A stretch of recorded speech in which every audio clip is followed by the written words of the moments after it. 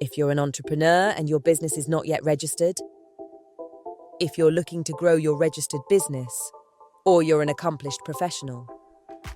Our Elevate program supports you with access to finance, access to markets, access to capacity building. Sign up now or refer a friend at ecobank.com/elevate. Elevate by EcoBank. A better way, a better Africa. Jar Oil. The company has filling stations across the country, and our rates are relatively cheaper than anyone else across the country. Jar Oil is the biggest producer and distributor of cement in the country with the most competitive prices in the market.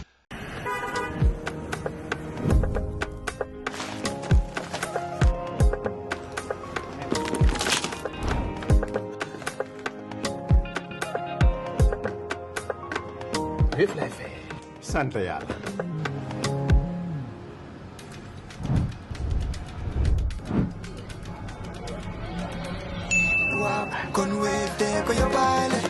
looy xaar utal Wave nga scan nga fay te nag doo ci yokku dara.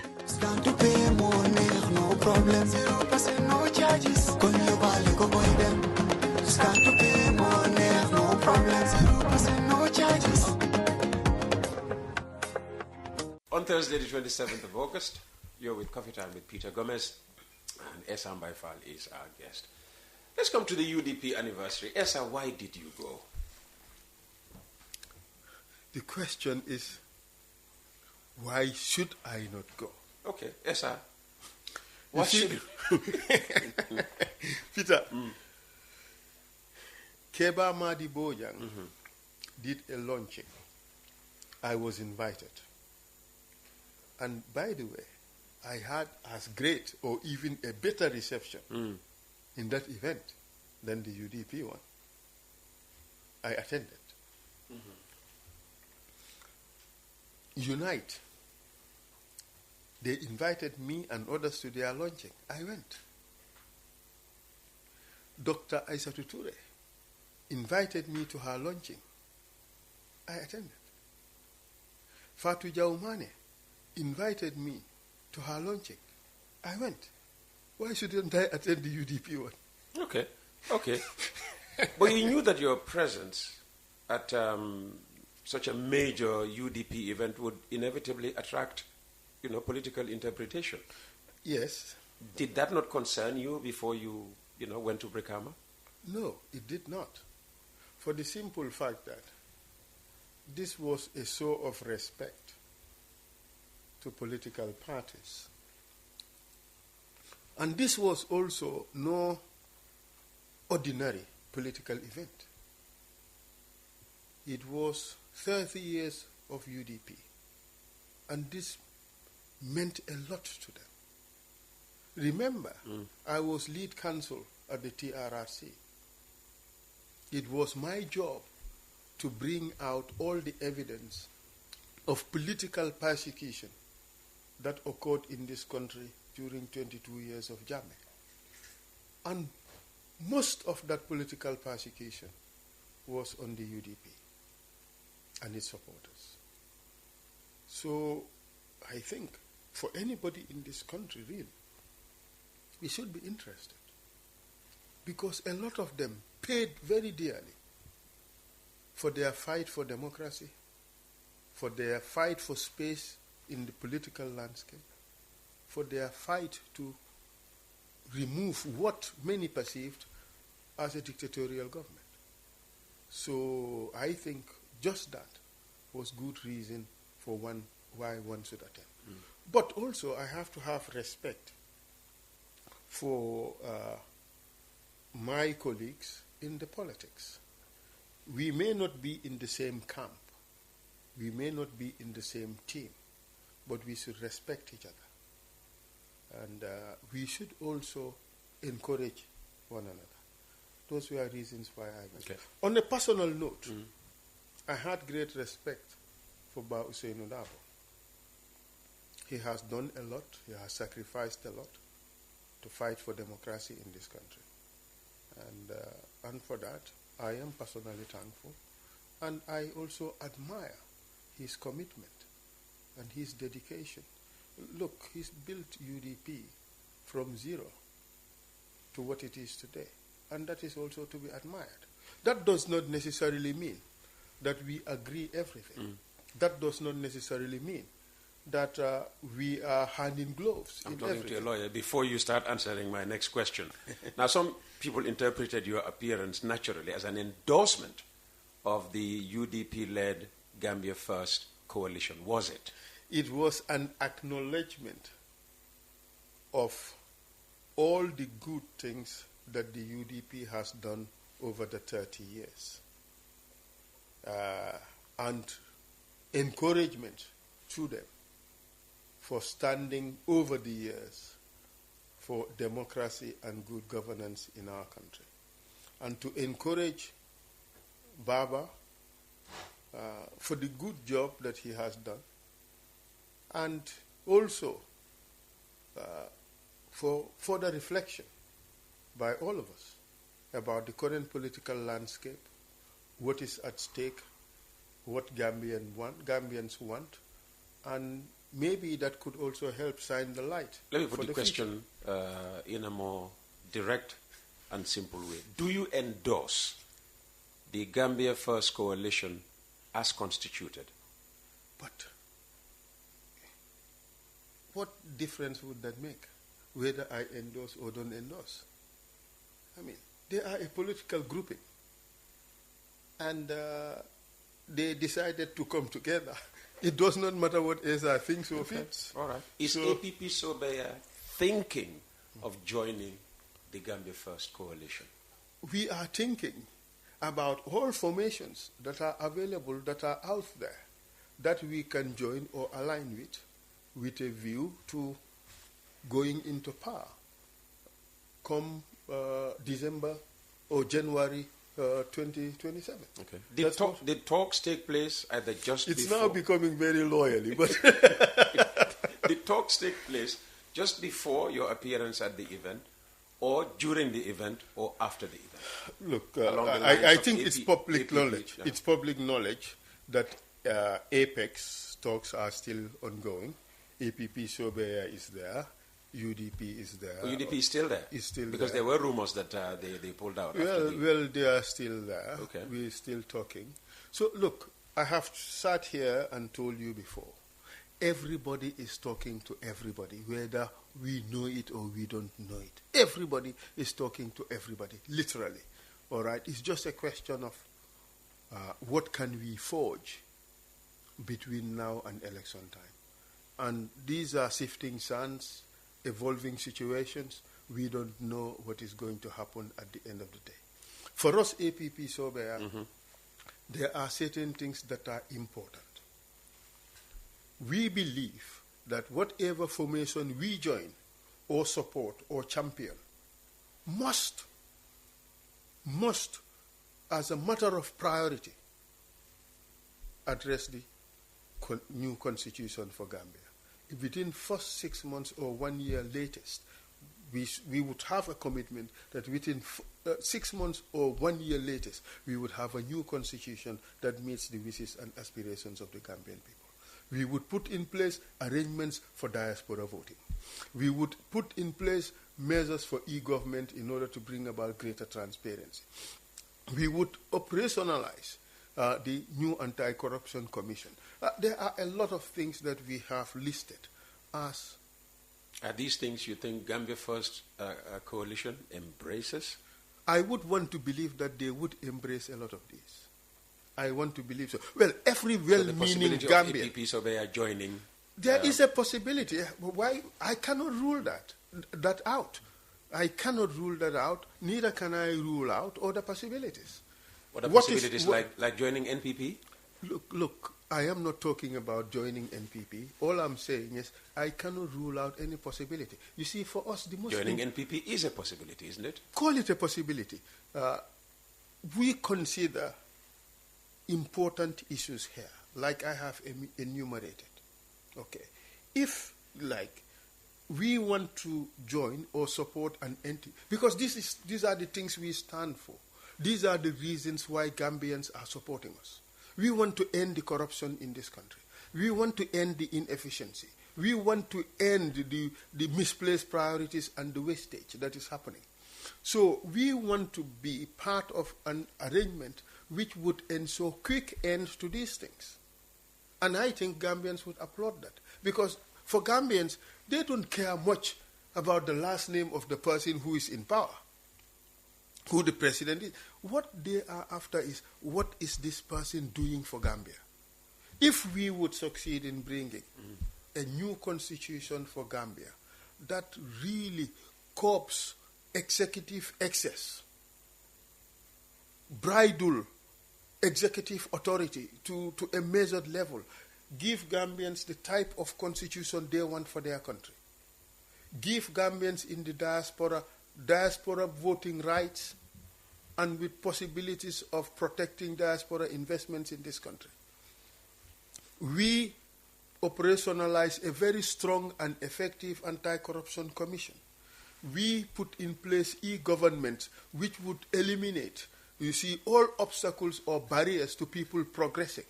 Like you have a project, somebody sits there and kills your project for no good basis. We eliminate all these things, all right? And we put in place good arrangements for healthcare, good arrangements for security sector reform, and all those things. Wouldn't Gambians be happy? I think Gambians would be massively happy. That would be a huge success for any government. That's what I stand for. That's what I'll continue to fight for. And I will join an organization or an entity which will guarantee me that. If this cannot be guaranteed, forget about it. So for us, these are the most important. What about the issue of sorting out the vice presidency, you know, as part of the flag bearer ticket? Apparently, this was what you proposed for Coalition 2026. You see, that arrangement was intended to avoid future problems. Simple as so that. When you join any of these coalitions and alliances, I think I should bring that out. You see, Coalition 2026, we had arrangements, certain documents that were prepared. Okay, so one of the documents was the structure of the coalition governance. And in the structure of the coalition governance, we had flag bearer, we had, here it is. Yeah, just read it out. Yes. Just take us through it. So it said here, the structure is designed to be inclusive, transparent, and rules-based. It includes all opposition parties and movements that participated in Coalition 26. So The principle is no one left behind. And then the governing organs. It says governing council, that is the supreme decision-making body. So you have the composition: flag bearer and presidential candidate, running mate or vice chair, then leaders or secretary generals of all participating parties, then the chairman of the CMC, who will be ex officio members, representatives of civil society movements, women wing, youth wing, The only two of those positions are positions for contenders, that is flag bearer and running mate. But we were going to address flag bearer and not address running mate. So I thought that would have been a huge lacuna. It was going to breed trouble. Because women's representative, there's no fight about that. Everybody would give their women's representatives. Okay? The secretary generals or leaders of parties, everybody knew who they were. But who was going to be running mate? I thought that if we do not solve this problem, it would have been an issue. That is why I raised it.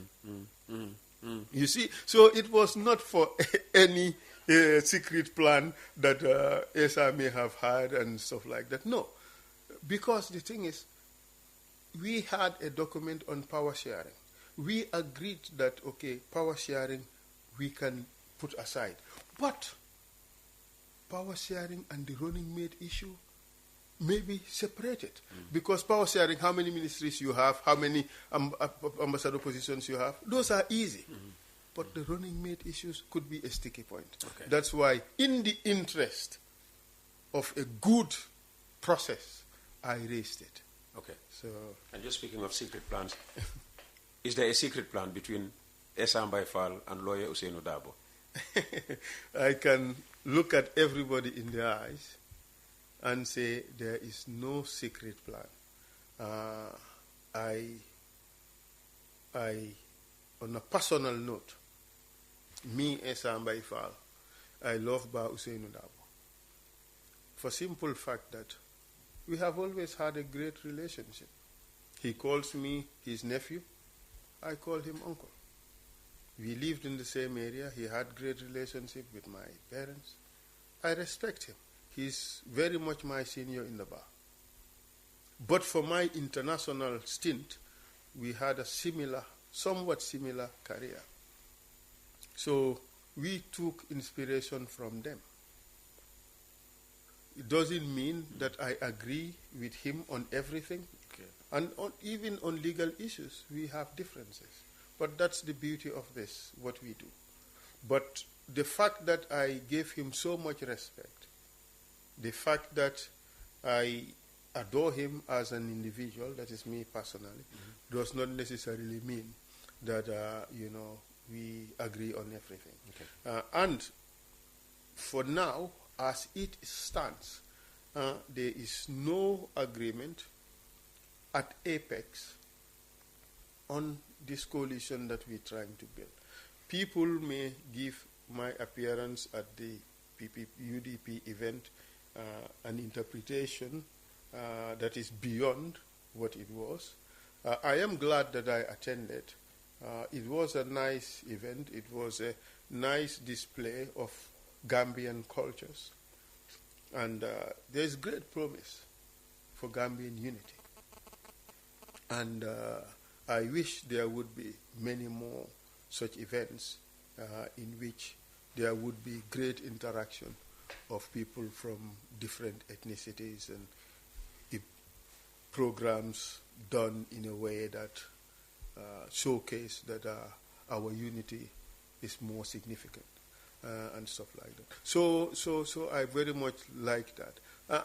And it also shows the fact that we can all set aside our differences and work together. Or we can still have differences and be nice, cordial, and civil to one another. Absolutely. And I think that is what my presence there symbolized. That, look, we can belong to different parties, all right? But what matters is Gambia. We can still support one another. We don't have to be... look, some guy came to me, "Oh, Esa, I'm glad you're here." Da, da, da. I said, well it's the way, it's the way your appearance was built up. But I said to him, "But you always insult me on social media." He said, "So forgive me." Really? So the thing is, look, it does not have to go that far. Whether I am UDP or I am whatever PPPP you put together, all right, I think there is something that is common. We all love Gambia. Okay. We may have different ideas as to how Gambia should be run, but we all love this country. So where do you think Gambian politics is today? Are we seeing genuine political realignment or simply another round of pre-election maneuvering? Well, there's a lot of pre-election maneuvering and sometimes a bit shocking, especially, when it includes behavior that is not to be encouraged. But these are all lessons learned for all of us. And I hope that going forward there will be greater respect for one another and greater civility. People should be free to make decisions that they consider best for them and those that they represent. Certainly for us at APP Sobea, I know we would be faced with very difficult decisions as to how to reorganize, how to realign, which formations to join. But above all, what we believe is the best for this country. And that's the most critical thing. And the best for the country does not necessarily mean that this is very good. When you have situations where, the best is not necessarily great or the greatest. So, and that is where we're going to head at, because for me, I think sometimes I can't sleep at night. Why? Peter, what is at stake is too great. It's the future of this country. Where are we heading? Who are we going to hand over the reins of power to? These are profound questions. The opposition could have, answered that easily by uniting. So let me ask you, what is the biggest single mistake that the opposition is making today? Fragmentation. How? And killing, trying to kill one another. In the name of... Look, when it is Machiavellian, leadership or presidency at all cost, it does not matter how many victims lie in your wake. Kill everybody, walk over bodies to get to your destination. I think these are leaders that we should be careful about. Gambia is for all of us. It belongs to all of us. This tribalism, this nepotism, this elitism, all these isms and schisms should be put aside, and we focus on how to build a country. Is that possible now against December? Particularly the tribalism aspect of it. It is possible. It is possible. Look, we leaders feed this thing. Yeah, exactly. We feed this animal. Exactly. So if we leaders... You think, you're capable of dropping this? Look. The other day, I saw statements attributed to someone directed at Talib Bensouda. I think that was absolutely wrong. It was horrible. This is wrong. It should not happen in our country. Just like I have heard certain statements made against lawyer Hussein Darboe by Hussein. It's wrong. It should not happen. Look, we are all citizens of this country. How can this be solved?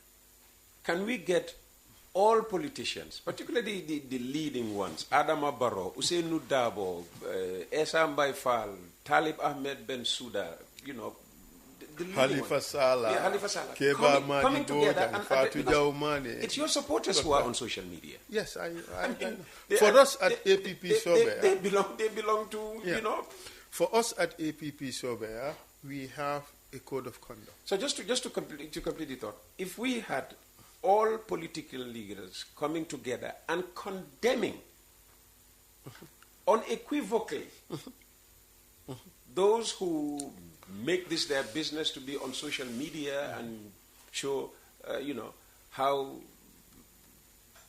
they are passionate about, their tribe and all of that. If they condemn them outrightly, yes. All right? If you're doing this, you don't belong to DOI. If you're doing this, you don't belong to UDP. If you're doing this, you don't belong to APP Sobea. If you're doing this, you don't belong to NPP. We don't believe in you. You don't have the values that we espouse. All right? Don't you think it will stop? I think it will help. Some would say that we don't control our supporters, but I think that is a lame excuse. We should make an effort. Exactly. And we should condemn some of these things. I recall a few years ago I was calling for coalitions. I think this was 2023. And some guy went to town, attacked me and attacked all Wolofs. And all Banjul Wolofs for that matter. Yeah. It was horrible, but nobody condemned it. Astaghfirullah, I think this guy, Pamodu Bojang, Mimbe Kering, condemned it. But beyond that, really. He's not a politician. He's not a politician. Exactly. So leave him aside. So I think us politicians have a lot we can contribute to helping solve that problem. Yes, because it's in the process of helping some of you that these things come up. You sit here and say something about Keba Madi Bojang. His supporters go wild on social media. Yes, exactly. All right, Exactly. I'm just giving that as an example because I don't want to touch the main ones. Yes, you know, exactly. and it becomes an issue. And But really, that is if we had the politicians coming together, likewise, you know, if we have religious divisions between us, I mean, the Imam Ratib has no problem with the heads of, you know, church organizations here. So why should it be that, you know, others in the name of religion you castigate? You know, when your leaders, nobody hears Hussein Darboe say anything against the Woloffs or Serers or whatever. In fact, he proudly associates himself with these and tells you how he is linked to these people and all of that. Exactly. So, and that is also, you raised a very important issue. The solution to this. Maybe you should start arranging this. Have Barrow, Hussein Darboe, you know. But it's been done. Has it? When? It's been done. There's been 2 events in which we all signed pledges. but the thing is, we need institutional arrangements that would help solve this problem. And that is why the TRRC was such a great process. We have recommendations. We haven't followed up on those. On those things. If those things would have been implemented, then today we would have a very strong interfaith committee that would address a lot of these. And sometimes, you know, reports come, they make recommendations. I remember when the current chairman of the NHRC, when he first chaired that commission on, is it Faraba? Oh, the Faraba killing. Yeah.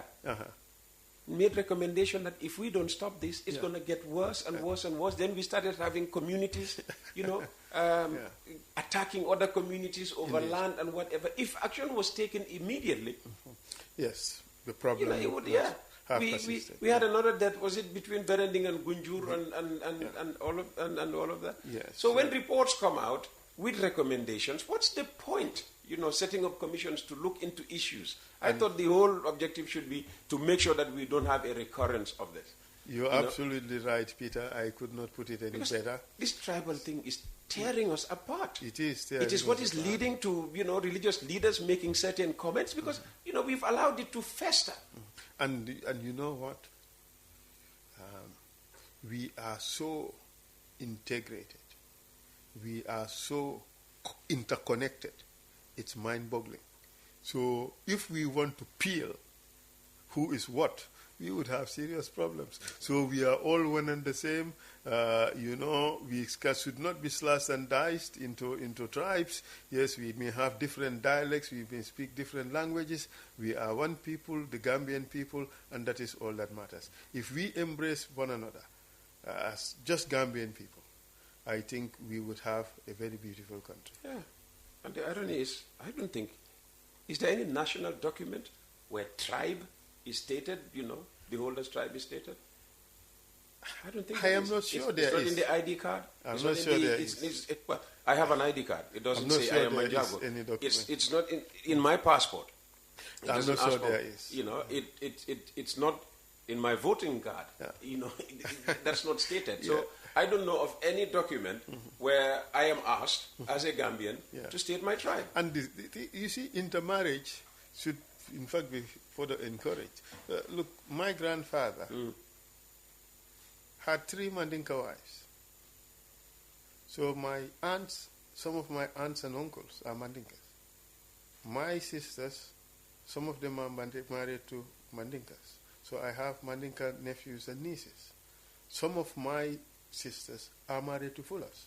So I have Fuller nieces. And yes, Fuller. So we also connected that, absolutely. You know, I think this nonsense is something. So fragmentation is your answer to what is the biggest single political mistake that the opposition is making. Yes. Okay, what about government? What is the biggest mistake the government is making? I think the government has made many mistakes. Just one, I said. Single. That's why single, I emphasized. The worst is, well, it's difficult because there are too many to pick the worst. Failure to pass a constitution that the Gambian people want. That is one fundamental one. Diaspora voting. I think they played political games on that. I think that is also a terrible one. It's a great disservice to really that demography of Gambians that contributes more or the most to Gambia's survival. They say 31% of GDP. I dare say 60% of GDP really? or even more. Because if it is $877 million official remittances, how about the informal ones? Yes. So that is why this demography is to be taken. Absolutely. The corruption, the government can tackle it. They've done the the law for anti-corruption commission. I think they should have operationalized this and make it strong and independent. These things would have. So the government dropped the ball on a lot of things. There's a lot of wastage in government. I would never be tired saying these things.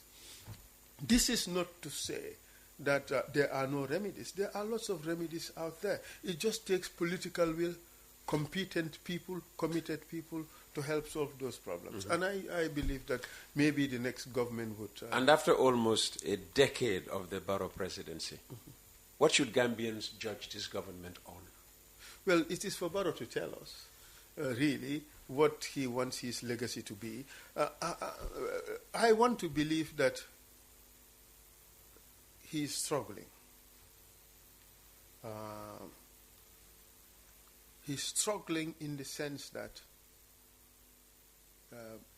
he has nothing really very concrete on which to hang his mast.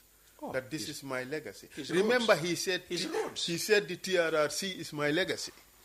But now he says his roads. So that's why I'm saying he's struggling.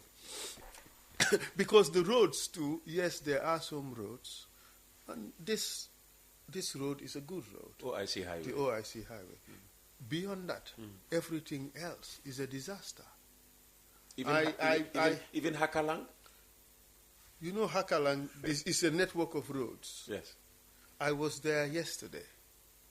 Some of the roads are terrible. There is one that is nice.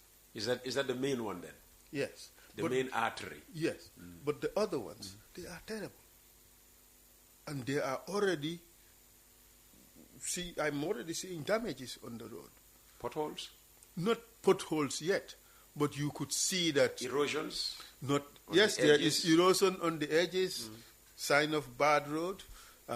You see the movement of the bitumen, you know, and all that. So really, I think, okay, there's much to be desired when it comes to those roads. Okay. We have to be honest. I will not lavish praise on the president charitably. I will not. But where good is done, I would say good is done. Okay, but some of them are just terrible. And what has the government got demonstrably right? I'll struggle to think. I'll struggle to think.